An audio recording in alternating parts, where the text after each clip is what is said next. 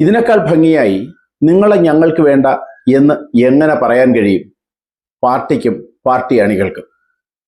എന്നാൽ അതൊക്കെ മനസ്സിലായിട്ടും മനസ്സിലായില്ല എന്ന് നടിച്ചുകൊണ്ട് കടിച്ചു തൂങ്ങി നിൽക്കാൻ ചില്ലറ തൊലിക്കെട്ടിയൊന്നും പോരാ. പിണറായി വിജയനെക്കുറിച്ചാണ് പറയുന്നത്. ഇപ്പോൾ നടന്ന ജില്ലാ കമ്മിറ്റികളിൽ അങ്ങോളം ഇങ്ങോളം, തിരുവനന്തപുരം മുതൽ അങ്ങേയറ്റം കാസർഗോഡ് വരെ എല്ലാ ജില്ലാ കമ്മിറ്റികളും പിണറായി ഒഴിയണമെന്നാവശ്യപ്പെടുകയായിരുന്നു. പക്ഷേ കണ്ടില്ല എന്ന് നടിച്ചു നിൽക്കുകയാണ് പിണറായി. സ്ഥാനാർത്ഥി നിർണയത്തിലുള്ള പാളിച്ച മാത്രമല്ല, പിണറായിയുടെ നേതൃത്വത്തിന്റെ ശൈലിയും തോൽവിക്ക് ആക്കം കൂട്ടി എന്ന് തന്നെയാണ് പാർട്ടി അണികൾ പറഞ്ഞു വയ്ക്കുന്നത്. എല്ലാ ജില്ലാ കമ്മിറ്റികൾക്കും ഒരേ അഭിപ്രായം. പിണറായി വിജയൻ ശൈലി മാറ്റണം എന്നല്ല, പിണറായി വിജയൻ മത്സരിക്കാൻ തന്നെ പാടില്ലായിരുന്നു എന്നാണ് കേന്ദ്ര കമ്മിറ്റിയുടെ വിലയിരുത്തൽ. എന്നാൽ തോൽവിയുടെ ഭാരം മുഴുവൻ ഒരാളിന്റെ തലയിൽ വെച്ച് കിട്ടുന്നത് കമ്മ്യൂണിസ്റ്റ് രീതിയല്ല എന്നും അങ്ങനെ ഒറ്റപ്പെടുത്തി ആക്രമിക്കുന്നത് ശരിയല്ല എന്നും മറുവാദവും ഉണ്ടായി. എന്നാലും കേന്ദ്ര കമ്മിറ്റി അംഗങ്ങൾ പിണറായി വിജയന് എതിര് തന്നെയായിരുന്നു.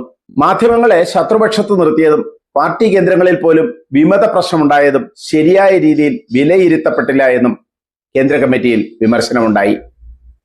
ഇതിനിടയിൽ ജില്ലാ കമ്മിറ്റികളിൽ വന്ന അഭിപ്രായങ്ങൾ കേട്ടിരിക്കുകയല്ലാതെ മറ്റൊന്നും ചെയ്യാനില്ലാത്ത അവസ്ഥയിലായിരുന്നു പിണറായി. പിണറായിയെ കാരണഭൂതനെന്ന് വാഴ്ത്തി തിരുവാതിരപ്പാട്ടുണ്ടാക്കിയ പാറശാല കമ്മിറ്റി പോലും പിണറായിക്കെതിരായി. പിണറായി വിജയൻ പ്രതിപക്ഷ നേതാവാകാൻ പാടില്ല എന്നും പ്രതിപക്ഷ നേതൃസ്ഥാനം രാജിവെക്കണമെന്നും പാറശാല ഏരിയ കമ്മിറ്റി അഭിപ്രായപ്പെടുന്നു. പാർട്ടിക്കാർക്ക് പോലും അസഹ്യമായ രീതിയിലാണ് പിണറായി വിജയന്റെ പ്രതികരണം പാർട്ടിക്കാരോടും മാധ്യമങ്ങളോടും പൊതുജനങ്ങളോടും.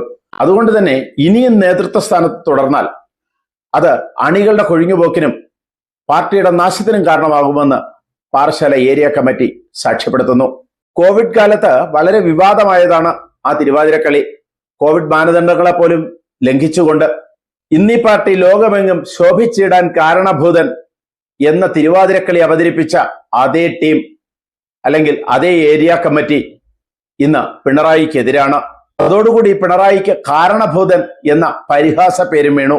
LDF-നെ ഈ പതനത്തിൽ എത്തിച്ചതിന്റെ ഉത്തരവാദി പിണറായി വിജയനാണെന്നും അതിന്റെ ഉത്തരവാദിത്വത്തിൽ നിന്ന് ഒഴിഞ്ഞുമാറാൻ പിണറായിക്ക് കഴിയില്ല എന്നും ഒരംഗം പേരെടുത്ത് വിമർശിച്ചു.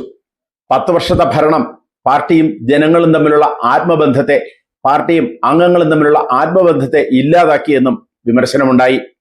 21 അംഗ ഏരിയ കമ്മിറ്റിയിൽ ഭൂരിഭാഗം പേരും ഇന്നത്തെ നേതൃത്വത്തിന് എതിരായാണ് പ്രസംഗിച്ചത്. കുമ്പിച്ചൽ കടവ് പാലത്തിലെ ഉദ്ഘാടന വേദിയിൽ വെച്ച് സെൽഫി എടുക്കാൻ ആവശ്യപ്പെട്ട വൻ